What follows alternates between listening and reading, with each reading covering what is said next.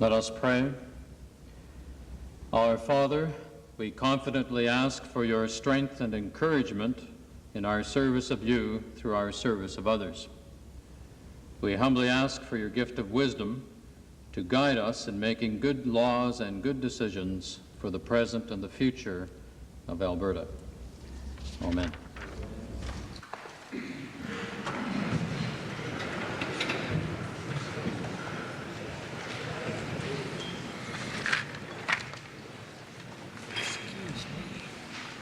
Introduction of visitors. Presenting petitions. I request leave to present the following petition that has been received for a private bill. The petition of Peter Levi, Bill Ralston, Dennis Horn, Terry Norman, and Ernest Stevens for the Maycroft Insurance Company Limited Act.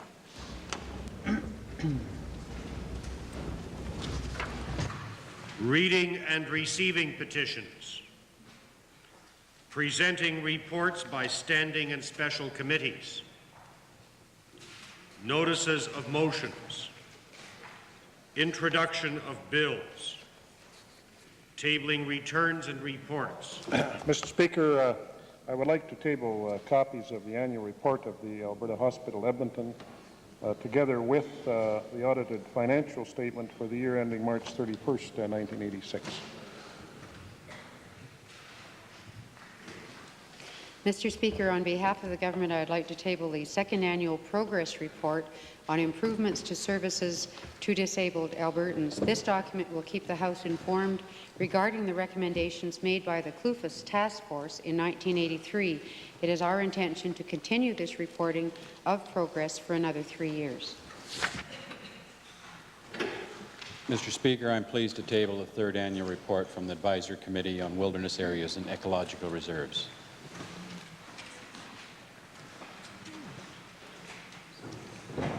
Introduction of special guests. Ministerial statements. I am announcing today the appointment of Blaine Archibald to the Arbitration Committee designated to settle a toll revenue sharing dispute between the City of Edmonton and the Province of Alberta. As a former member of the Public Utilities Board, Mr. Archibald has had extensive experience in telephone and regulatory matters, which will assist the committee in resolving the dispute with a minimum of delay. Mr. Archibald's appointment, effective today, was required due to the sudden death of Dr. Hugh Harries on August 26. Mr. Archibald was born in Cardston, has practiced law, financial, and business administration for 20 years. He was appointed as a full-time member of the Public Utilities Board in 1973 and served in that capacity until 1984. In this role, Mr. Archibald has had extensive experience dealing with telephone matters. Mr. Speaker, I am saddened, as indeed are all Albertans who knew Dr. Hugh Harries, by the very unfortunate event which gave rise to today's announcement. Dr. Harries was a unique Westerner and Albertan. His role on this committee was just one illustration of his many important public contributions. He will be sadly missed by all who knew him. Mr. Speaker, just to reply to the ministerial announcement, certainly we in the official opposition recognize that the government had to move quickly after the unfortunate event, and I would say for all people certainly in Edmonton, as an Edmonton MLA, and certainly for all people in Alberta, we hope that, that there will be a speedy resolve of this matter, and we certainly wish Mr. Archibald well in his new duties in fulfilling this very difficult resolve to this dispute. Let me just take this opportunity, though, because we haven't done it in the legislature. From the official opposition, I expect everybody here to give condolences to Dr. Harries' family. We know that he will be missed by all Albertans of all political stripes, and certainly his work on this particular committee will be missed. Oral question period. Yes, Mr. Speaker. I'd like to direct the first question to the Minister of Energy. Mr. Speaker, in answering questions yesterday, the minister skipped around the supplementary from my colleague for Forest Lawn and would not give this House any assurance that royalty rates will not be further reduced. Mr. Speaker, given that we're looking at slashing up to $1 billion from the budget, why will the Energy Minister not give the Assembly that assurance? Well, Mr. Speaker, if the honourable member would recall that in 1985, June 1st, 1985, this government made an announcement with respect to the reduction of marginal royalty rates for both old and new oil and gas, from 45% to 40% for old and 35 to 30% for new over a period of time. And we had a reduction on August the 1st of this year as part of that announcement, and there'll be a further announcement, well, I shouldn't say a further announcement, there will be a further reduction next year on August the 1st for the completion of that. We have received a number of proposals over the last number of months from a variety of sources with respect to actions that this government might take with respect to the energy problems of this country. And we are reviewing all those proposals. And, Mr. Speaker, we are working with the federal government as well on matters to see what further steps can be taken to assist the industry. Well, supplementary question, Mr. Speaker. Given that the royalty rates have been lowered a number of times in the last little while, and given that as the price of the resources decrease, our income is going down provincially too, and that IPEC has estimated our non-renewable resource revenue will decline by as much as 60%. My question is, what possible justification is there for lowering royalty rates even further, as Mr. Mass has asked us to do? Well, Mr. Speaker, the Honourable Leader of the Opposition certainly has put his finger on the problem that we have with respect to looking at what room we have to move with respect to royalty adjustments. And during the upcoming weeks, during the budgetary process, we will be assessing the income and expenditures for the coming year. So any proposals that have related to a reduction in royalties will have to be considered in the light of that. Well, supplementary question, I appreciate that, but I'm still not getting the assurances that I wanted, Mr. Speaker. But to move into something more recently to deal with revenue, is the minister working on any system at all to try and ensure that the new revenue that should be flowing to the largest companies from the elimination of PGRT is funneled into exploration here, as opposed to, say, debt retirement or buyout of small companies? Well, Mr. Speaker, the PGRT, as the honourable member I'm sure knows, was a federal government tax. And in the announcement in Calgary the other day, the federal minister indicated, as a result of consultations with the industry and with his request to have the Petroleum Monitoring Agency to monitor prices and investments of the industry, he was satisfied to have the PGRT removed. Well, supplementary question, Mr. Speaker. It's nice that he's satisfied, but we always, I think, as this government did, considered that an illegal tax to begin with.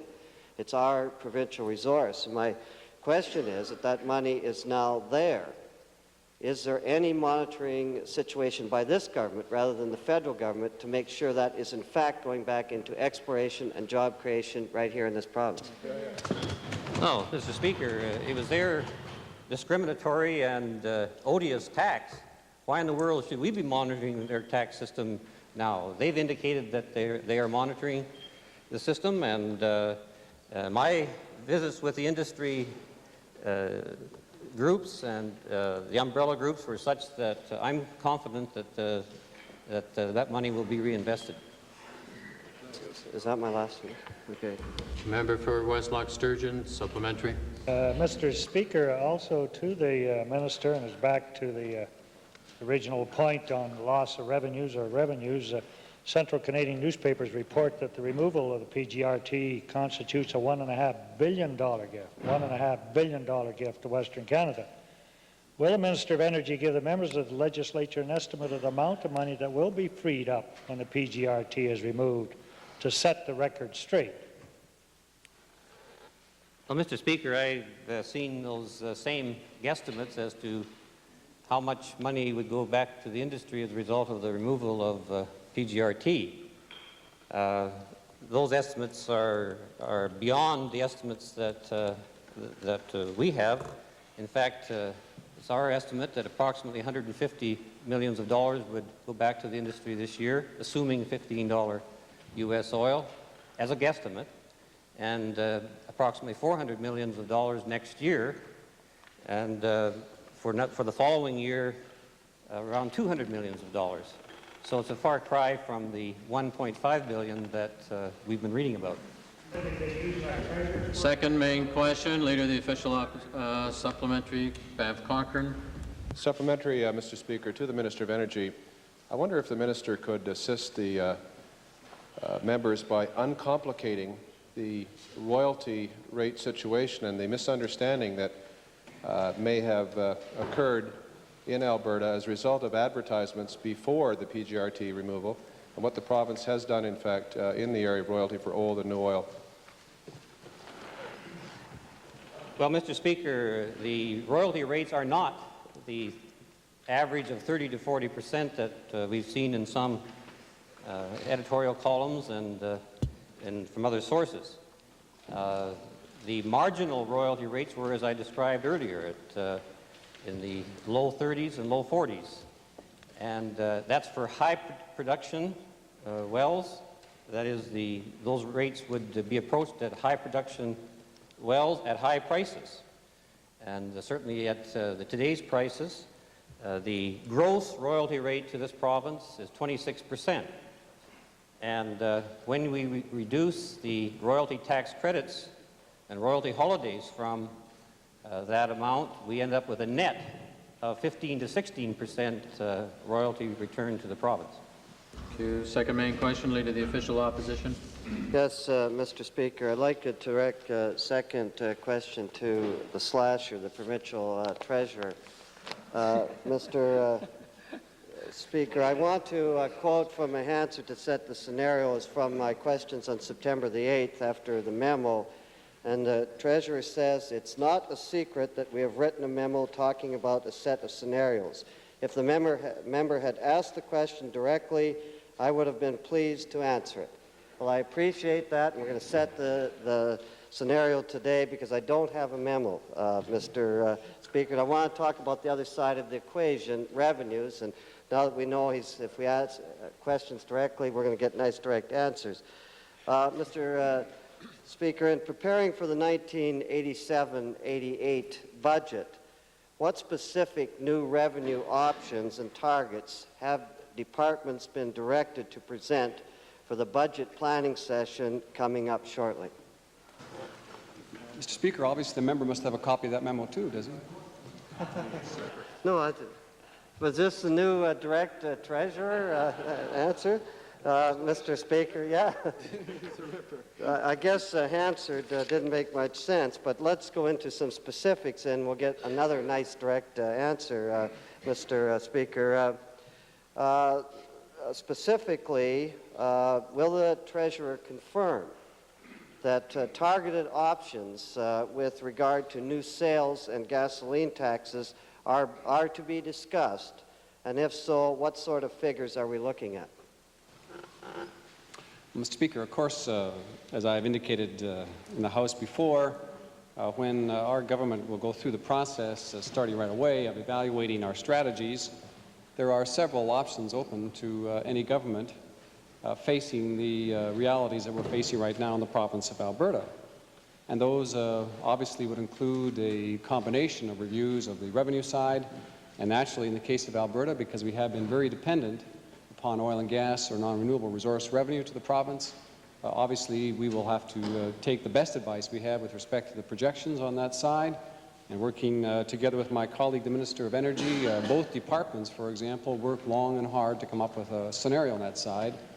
It has been said by others in this Assembly, including myself, that through the bottom of 1986, the last half of 1986, and early 1987, the results are showing that the price of liquid hydrocarbons in the international markets is firming. And obviously, that assumption, that trend line will be factored into our revenue expectations. Mr. Speaker, I take it by that nice direct answer that I got back that we are looking at a sales tax and a gasoline tax. And I would remind that it's going down, Mr. Speaker, but my question is to the Premier. With regard to the 1987-88 budget, can the Premier now advise what the status is of his earlier commitment that personal income tax rates will not be raised? Mr. Speaker, I don't know particularly what reference the honourable member is referring to. Very clear in my mind, though, that as I said during the election and before and since, that there is no intent to change the budget presented to this House, and that for the fiscal year 86-87 there would be no tax increases. We would continue to have in this province the lowest taxes of any province in Canada, probably of any area in North America, that we would have the lowest income taxes, no sales tax, no gasoline tax, and that the people of Alberta would have the opportunity to assist in working their way through the international problems that face us by having the largest disposable income at their command. Supplementary. Ask about this year, Supplementary question. I guess we can look forward to all these things in the next budget year by the answer. But then specifically then to the Minister of Hospitals and Medicare, because he was musing a while ago about Medicare premiums. Could the Minister indicate what the percentage targets are for increases in Medicare premiums that are now being discussed? I'm sorry, Mr. Speaker, I didn't catch the last part of the honourable member's question. Talking about revenues, I hate to wake the minister up, but we are talking about revenues, and the minister has... Speaker, it's not a matter of waking up. I simply didn't hear the honourable member mumbling. Mr. Speaker, I will try to be clear. Watch my lips, please, Mr. Minister. My question is, dealing with the revenue side that we've been talking about, and the minister previously mused about higher Medicare premiums. Could he give us some idea what the percentage targets are that they're looking at as he prepares his budget to give to the Treasurer? Well, I guess the reason I was unable to understand the honourable member is that several times in this House, both the honourable Premier and myself and the Provincial Treasurer said that there will be no changes in medical care premiums for the current fiscal year. I have also said that the matter of Medicare premiums, as any other tax regime for fiscal years that are into the future, is a subject of a new discussion that certainly isn't going to be discussed today. Member for West Loch Sturgeon, supplementary. Mr. Speaker, back to the slasher, or the Minister of the Treasury.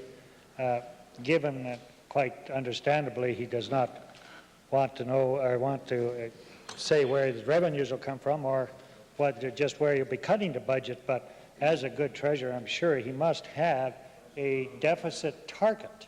He must have a deficit target that he can work with or he wants to work with. Would he share that with the House? Would he tell us what the deficit he's working towards next year?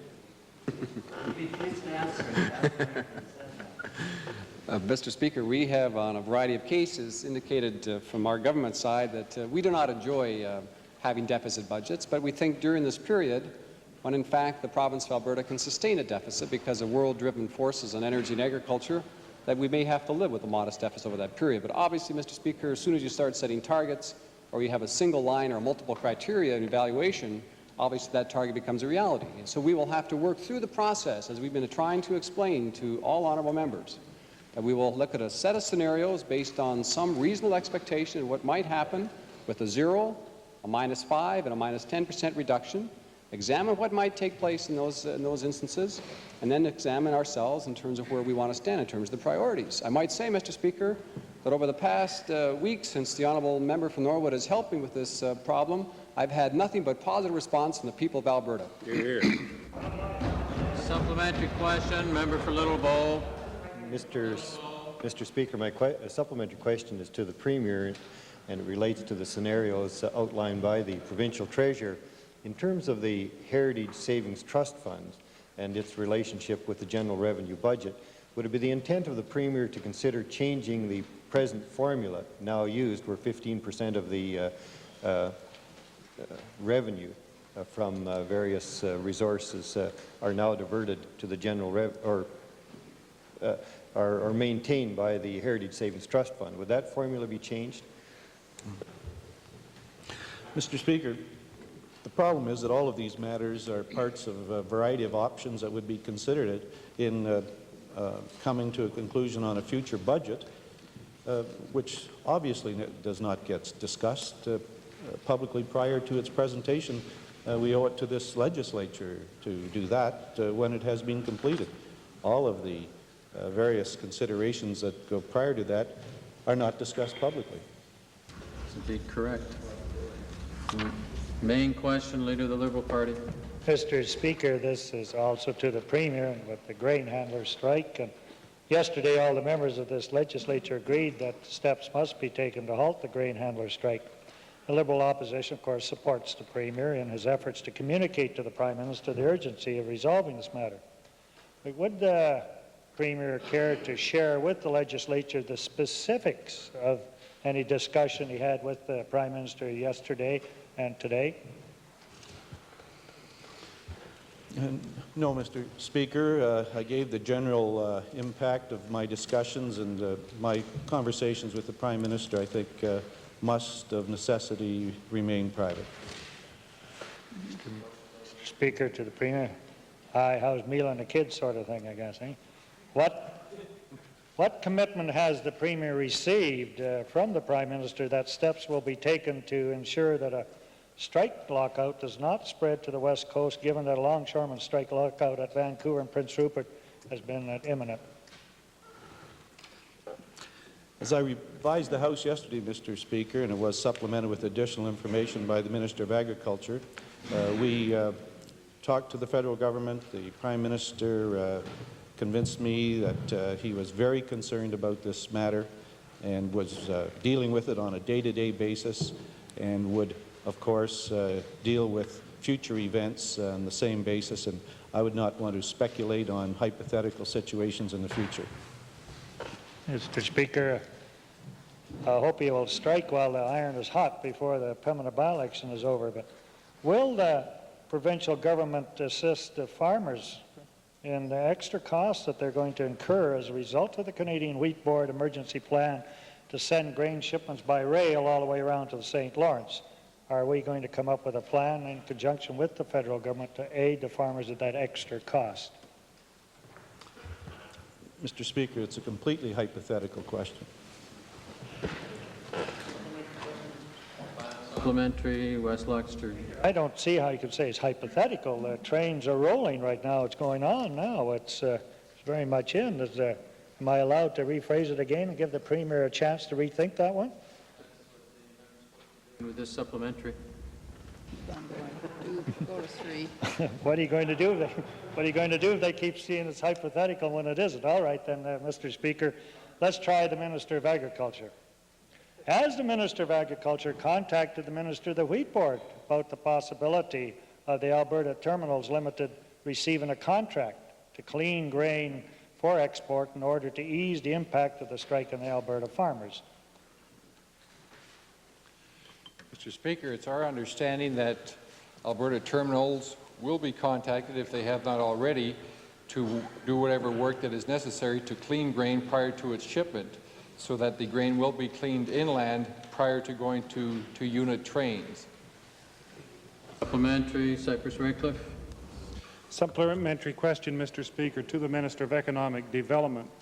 I wonder if, Mr. Speaker, after my question of Friday last regarding the possible movement of grain through the Mississippi system, and now that the task force has been formed by the federal minister responsible for the Wheat Board, if the minister has contacted that task force to see if they would be interested in moving the grain down that system.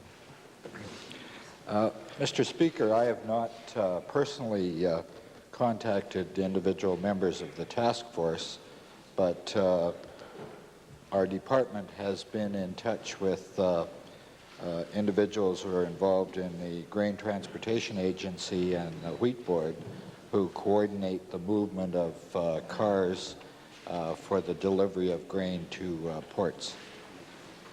Supplementary member for Little Bow. And I believe to the Minister of Economic Development as well, in terms of the Alberta ATL, Alberta Terminals Limited, has a contract been struck with the Canadian Wheat Board or extended in terms to, so that the adjustments can be made in terms of this emergency situation?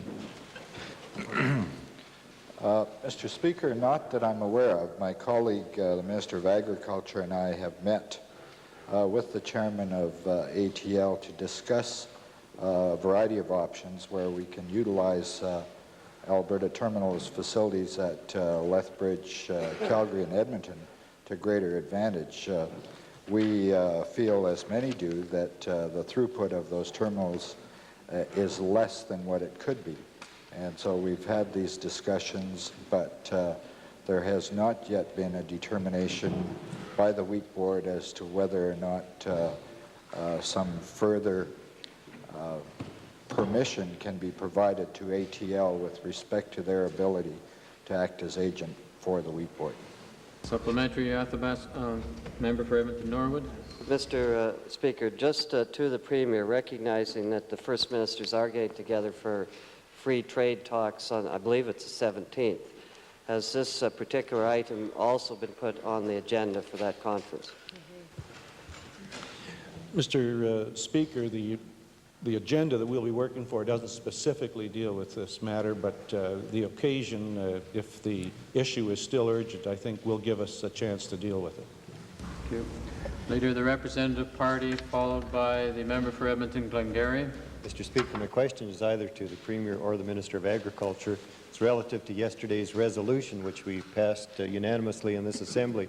Could either the Premier or the Minister indicate what dispensation has taken place with regards to that resolution? Has the appropriate minister in Ottawa been contacted, or the Prime Minister? Mr. Speaker, the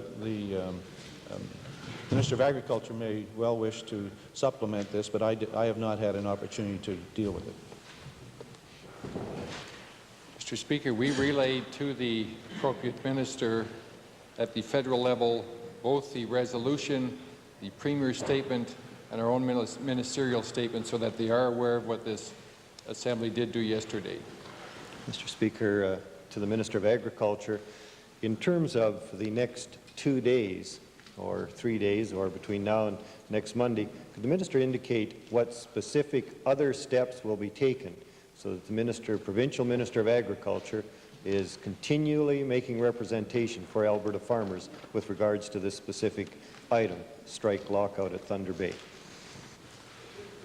Mr. Speaker, we're going to follow exactly the suggestion that the honourable member has put forward, and we are going to continue making representations to ensure that they are aware on a continuous basis of the urgent and pressing necessity of the Thunder Bay situation being cleared up. Mr. Speaker, supplementary question to the Minister of Agriculture. In the remarks of the Minister yesterday, the Minister indicated that the work stoppage, referring to Thunder Bay, will really begin to hurt us at the end of this week or the beginning of next week.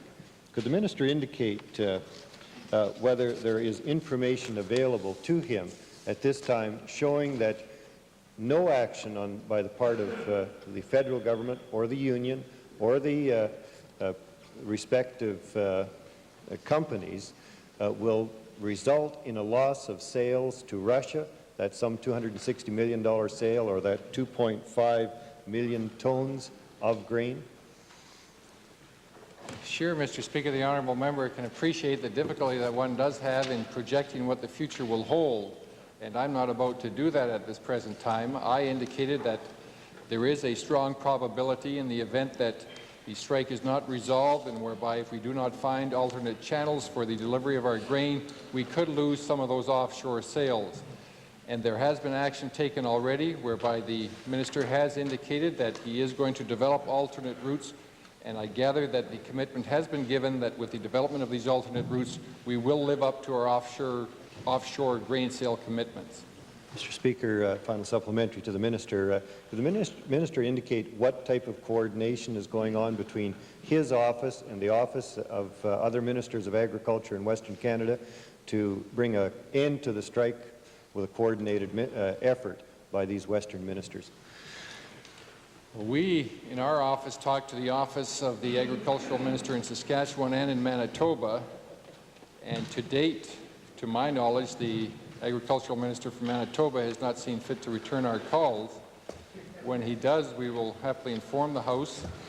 We are attempting to coordinate our activities. I know that all individuals within Western Canada, including the Minister of Agriculture from Manitoba, is concerned about this, and I don't indicate that by way of indicating that his lack of concern, because he obviously is very concerned also. We're all hoping that initiatives will be taken at the federal level whereby we will have the situation resolved. Member for Westlock Sturgeon, supplementary. Mr. Speaker, to the Minister of Agriculture, possibly he'll remember when we had a coal strike some years ago with delivering coal through the northern tier of the United States. Could the Minister tell me whether he has thought of, or does he have anybody in contact with the Northern Railroad in the United States to take wheat down into the Great Falls area, then across over north of Seattle, Ballyham and that area to the ports? Mr. Speaker, maybe the Honourable Minister for Economic Development might like to supplement the answer, but I can assure the Honourable Member that there are individuals within our department that are constantly working on this and looking at the various alternatives that are available so that we can, on a continuous basis, offer concrete suggestions to our federal counterparts under whom this jurisdiction lies. Mr. Speaker, I made reference to the point that's been raised by the member for Westlock Sturgeon. The difficulty is there is not rail access to the Burlington Northern, and so it's pretty difficult to connect. Member for Edmonton, Glengarry, followed by the member for Calgary-Buffalo. Thank you, Mr. Speaker. For the Minister of Environment, on August 27th, the Minister stated that a delegation of experts from Alberta would attend a conference on special waste management in Denmark. Yesterday, we were amused with the number of comments from the Treasurer about sound fiscal policies and good management practices. In view of the fact that the Minister and agencies under his control have been busy calculating how a 10% budget cut would affect the department, will the Minister explain how having the Crown pay transportation costs to send the publisher of the Barhead Leader to a technical conference in Denmark classes as either sound fiscal policy or good management practice?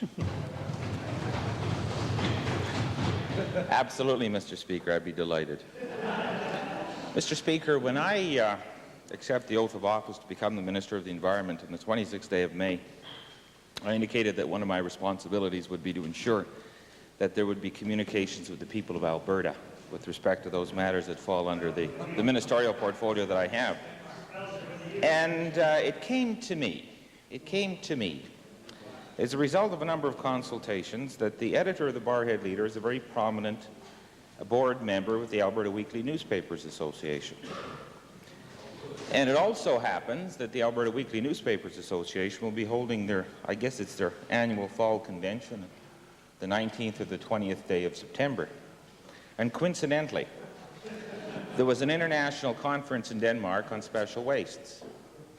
Now, the editor of the Barhead Leader exercised his good offices in the spring of 1986 to arrange that the editors of all the local weeklies in the province of Alberta would have an opportunity to get a first-hand briefing by representatives of the Alberta Special Waste Management Corporation. And the feedback that I got from a multitude of editors throughout the province of Alberta is they thought the opportunity was very helpful in terms of the conveyance of public information and knowledge with respect to what the objectives of the Alberta Special Waste Management Corporation are all about. So, what is happening in the month of September is now a follow-up, a conclusive second approach to convey information to the people of Alberta. And I've asked the editor of the Barhead Leader to make an arrangement to write a series of information articles with respect to what is happening on the international scene and the leadership role that the people of Alberta are taking in this particular regard, and to make those articles available at no cost to the weekly newspapers in the province of Alberta. I know who he's voting for. Thank you for that brief bit of information. I'm sure all members appreciated it, as we appreciate that all news media should be kept informed on such an important topic. I'm wondering if why the minister would choose to send a journalist rather than what I would consider a more appropriate practice of sending a highly trained specialist from his department who would then issue a series of news releases fairly to all news media, including the daily papers, the TVs, and so on. Mr. Speaker, in one of the scrums that occurred in the last month, after I had indicated in the House that this international symposium was occurring, I in fact suggested to a couple of reporters, major newspapers here in the province of Alberta, if they were interested. I got no response, other than it'll be up to their editors. I don't know.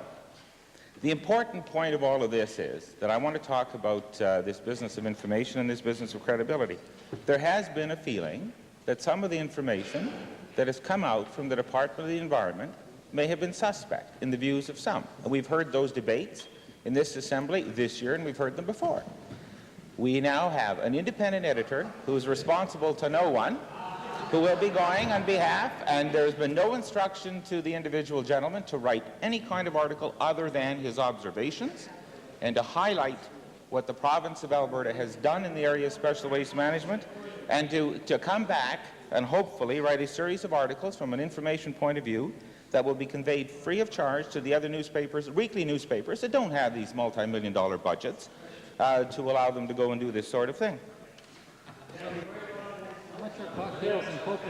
Thank you, Mr. Speaker.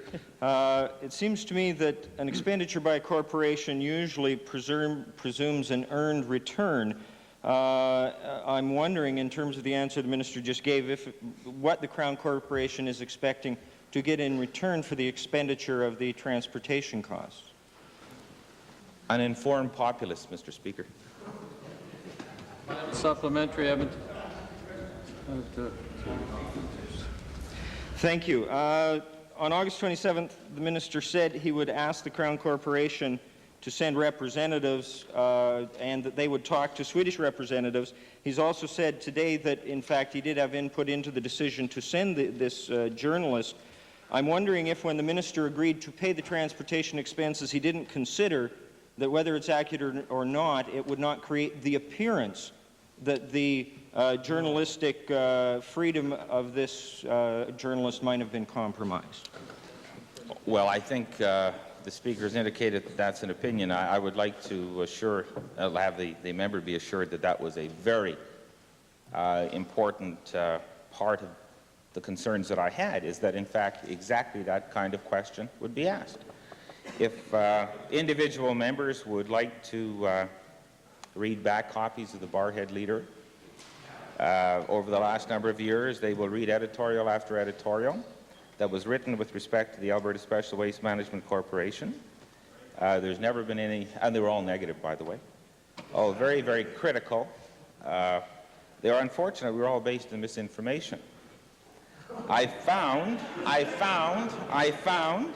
that, as a result of the opportunity to learn firsthand, that it's amazing how the information has changed. But if the honourable gentleman is suggesting for a moment that the MLA for Barhead, or in this case the Minister of the Environment, can influence the editor of the Barhead Leader, then I think that perhaps is a statement that the honourable member should make outside of the House, and hopefully then that will give the editor of the Barhead Leader an opportunity to respond. It should also be known that the editor of the Barhead Leader is also the brother-in-law of the former member from Spirit River Fairview. I mean, what are these connections? Thank you, honourable member. Chair recognizes Calgary Milliken. Supplementary question, Mr. Speaker. Could the minister also request his editor of the Barhead newspaper to perhaps to also send this material to some of our big city newspapers, so perhaps they can put this information also out and relieve some of the fears created by this group over here over PCBs and all their horror stories? I would like to thank the honourable member for that excellent advice, and will convey it by way of a suggestion rather than by way of a directive. Member for Westlock Sturgeon, brief Supplementary, supplementary. Mr. Speaker, to the minister. In this particular newspaper, there's a column that's often runs in there signed by a column that's signed by the name of K. Kowalski. Is there any possibility, Mr. Speaker, that he's related to the Minister of the Environment? Well, Mr. Speaker. Sorry, Honourable Minister. The answer, thanks. The question's clearly out of order. Could the House come back to what the business of the House truly is? Member for Calgary Buffalo, followed by the member for Edmonton Kingsway.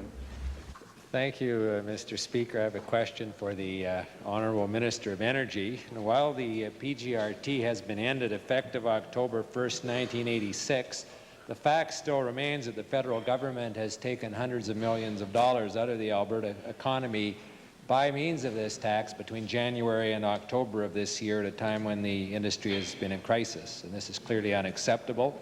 On top of this, consumers benefited to the tune of $56 billion when our oil prices were kept below world levels. The question is, what action is the government taking to see that the federal government returns these hundreds of millions of dollars of PGRT dollars levied between January and October of this year to our oil and gas industry? Well, Mr. Speaker, I was concentrating on the dates that the honourable member is referring to. I think he gave us some wrong dates on the elimination of the PGRT, but in any case, it's October 1st, 86. And with respect to seeing that tax go, we're all happy to see it go, and no representation is being made to the federal government about any other aspect of it. The removal of it, we welcome. Has the federal Minister of Energy clearly indicated to the minister whether the federal government is prepared to help our industry further by means of participation in a stabilization or other program in light of the money they have collected under the PGRT and otherwise, or are they just going to wash their hands of us with the announcement of the elimination of the PGRT effective October 1st? Well, Mr. Speaker, the fact that when the premiers from across the country were here a few weeks ago and recognized that the problems of the industry were a national problem that requires a national solution, and the fact that that was recognized by the Honourable Federal Minister in Calgary earlier this week. We are continuing discussions with the federal government. In fact, discussions are going on this week with respect to a particular proposal that we put before the federal minister the last time that I met with him. Those discussions are analyzing the details of the proposal, and I anticipate that we'll be having discussions with the federal minister very soon. In addition, Mr. Speaker, as the honourable member knows, there are a number of umbrella groups, the CPA, the IPAC group, CPAC, and many others that are making representations to the federal government as well with respect to what they consider to be steps that the federal government should take, including those of taxation incentives.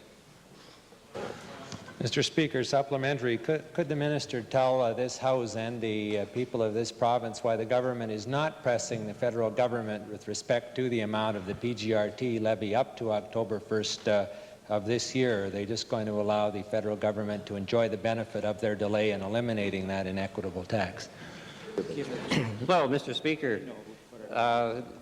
the honourable member across the way is acting holier than thou about the PGRT when his government imposed it upon us in the first place, and now taking us to task because we should go back and get some retroactivity to it.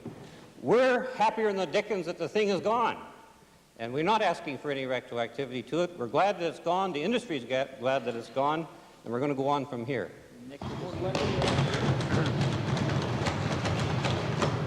Well, Mr. Speaker, let's indeed look to the future. Does the government have a target date for the stabilization program to which it's alluding? Industry sources indicate that there's a mysterious rumor going around that September 25th, just before the Edmonton by-election, is being targeted. Question's been asked, and then you've gone into debate. Minister, respond to the first question. On that question.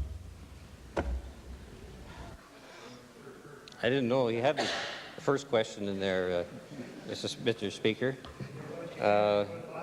With respect to a date, the answer is no, but we want it to be soon.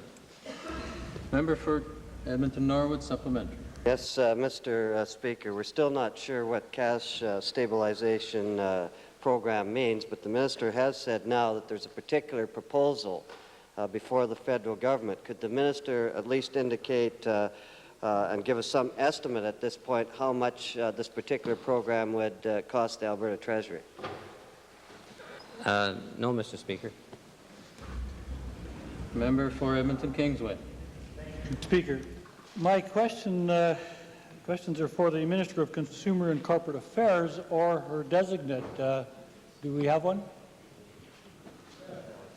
In that case, then, we will go straight to the Premier with the questions.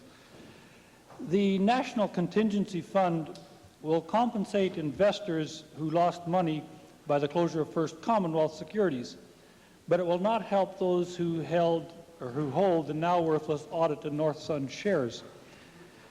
Given the regulatory role of the Alberta Securities Commission in allowing the trading of audit shares to continue for several weeks, what steps, if any, has the minister or the government, in this case then, taken to arrange compensation or assistance for those investors who now hold these worthless shares? Mr. Speaker, as the acting minister, I'll take that question as notice and see if the minister responds. Thank you. Mr. Speaker, follow-up question. There are widespread reports indicate that 12 companies that traded on the Alberta Stock Exchange were selling short in the audited shares, that is, and to the tune of some 640,000 shares. How does the minister justify that this issue was only investigated behind the closed doors by the Alberta Stock Exchange rather than in open hearings by the Alberta Securities Commission? Same applies. Yeah, we get a long way fast. Anyway, it's okay. Well, I didn't know she wouldn't be here. Anyway, to the third question. Before I came into the House. For order, please. If you would like to ask questions, please proceed. I have a number of others, including your own colleagues, who would very much like to get into question period. Over 5,000 investors with over $5 million in investments have been tied up by the cease trade order in First Commonwealth. Given the number of unanswered questions in this affair, will the minister's overall review of the Securities Commission, which he has promised, include a detailed review of the role and the actions of the Commission in the Commonwealth affair? Ditto. Ditto. Okay. My last question is to the Premier. Given the important position of First Commonwealth on the Alberta Stock Exchange, what steps is the Premier taking to review the government's policy on enhancing the Alberta capital market to ensure that there are major Alberta-based brokerage firms operating on the exchange?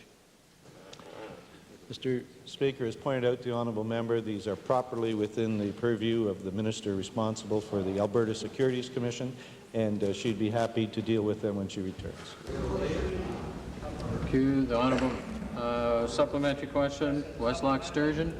Supplemental, Mr. Speaker, to the acting minister, but he also add to that list the reason for, and this is back to the original question, compensation for shares of companies that folded that were authorized by the government department here. What is the procedure, or what is in the books for recompensing those that lost money in the shares of, or wiped out with the shares of Tower Mortgage? Yes, Mr. Speaker. I'll take the question as noticed, pass it on to the Minister, have her review, answered, and respond. To the member for Calgary Mountain View. Thank you, Mr. Speaker. My questions are to the Minister of Community and Occupational Health regarding the Public Health Appeal and Advisory Board. In July, that particular board heard an appeal regarding an operating permit granted to the BFI company for landfill site south of the Calgary city limits. During that hearing, one member of the board was forced to disqualify himself by reason of an unwarranted attack on a witness for the city of Calgary. Would the minister advise the Assembly what qualifications are needed to be appointed to this board? Time for question period has expired. Do we have unanimous consent to finish this line of questions? Opposed? Honourable Minister.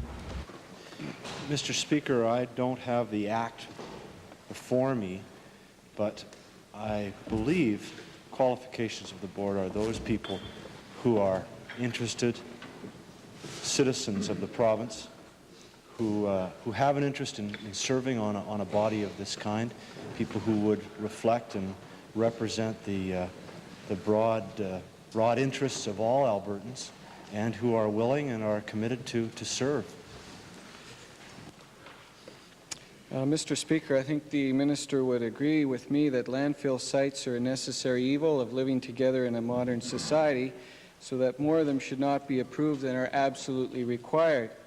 Given that no particular technical qualifications seem to be needed for membership on this board, why was no technical evidence tabled before the board by the provincial government indicating that this landfill site was absolutely required? Mr. Speaker, I don't think it's my responsibility to get into the technical merits of the decision by the board. It sought and received the advice that it chose to seek, and on the basis of that information made a decision. Mr. Speaker, the landfill operating permit was originally issued in a somewhat secret way by the local Board of Health without a public hearing. Affected parties, which included the city, were not represented at the time the decision was taken, and as the minister knows, this was all perfectly legal. Is the minister going to change the regulations to make it mandatory for any local board to hold public hearings before operating permits are issued, so that interested parties can make their views known before crucial decisions are made? Mr. Speaker, I appreciate the suggestion by the honourable member. I'll take it as a suggestion and consider it in the days ahead.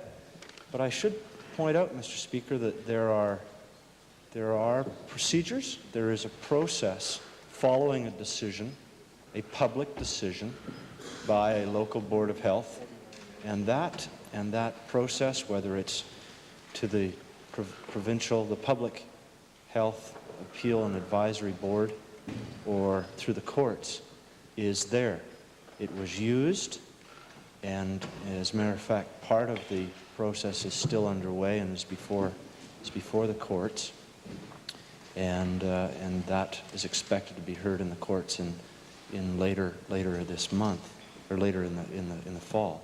But another part of the decision, another part of the matter, could be heard and was heard by the board, and quite properly the appeal was considered and a decision was made. Interrupt, honourable member, but. There's some concern. Is the matter before the courts at this moment? The chair has no knowledge of that. Speaker, the matter of the operating permit is not at present before the courts, which is why I restricted my questioning to the matter. Okay, thank you, Mr. Speaker. Mr. Speaker, to the minister, I think that the minister will recognize that it's important before administrative decisions are made, and before a city is faced with a fait accompli, that they know what's happening. Will the minister make, if he's not prepared at this point to make public hearings mandatory, does he have any other alternative proposal to make which would keep in mind the rules of natural justice governing decisions of local boards of health? Well, Mr. Speaker, if the member wants to criticize the procedures of some 27 boards of health or local health unit boards and wants to suggest to each or any of those 27 boards how they ought to conduct their operations, and if he doesn't like the way the Calgary Board of Health has operated in this matter, then I'd suggest he direct that matter to that board. That board has the responsibility. It's a local board, it's an autonomous board, and the member knows full well from previous incarnations just exactly how that board may operate. Supplementary question, Cypress Radcliffe. Mr. Speaker, to the Minister, I wonder if the Minister could inform the Assembly who appoints representatives to the boards of health in this province. Well, Mr. Speaker, it varies as amongst the 27 jurisdictions. If I'm not mistaken, any number of boards are elected, have on their board elected members. In the case of Calgary, that is also the case. As well, there are citizens at large who are chosen by the local city council.